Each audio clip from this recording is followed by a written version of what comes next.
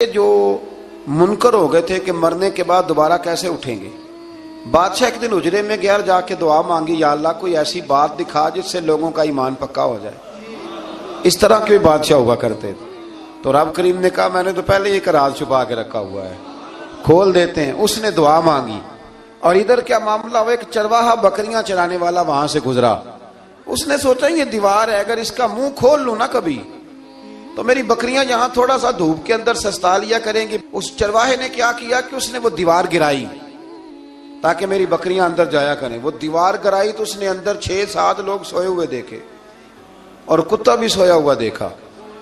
اللہ تبارک و تعالی اپنی قدرت سے، اپنے فضل سے ان کی کروٹیں بھی بدلتا رہا.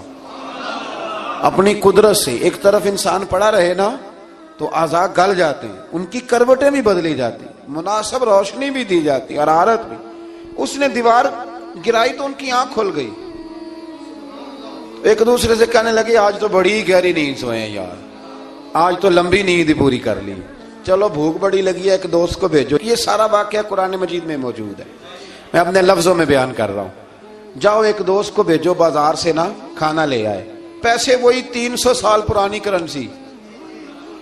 وہ جب نان بھائی کی دکان پہ گیا نا سامان لینے، اس کو پیسے دیے تو نان بھائی نے ہاتھ پکڑ لیا، کہنے لگا میاں تو کدھر سے آیا، یہ کون سے پیسے؟ اس نے کہا پیسے کاہے کہ میں بھی سوچ رہا ہوں کہ حالات بدلے ہیں، سارے حضرت عیسیٰ کا کلمہ پڑھ رہے ہیں، ماحول اور ہے. اس نے کہا تیرے ہاتھ کوئی خزانہ لگ گیا ہے.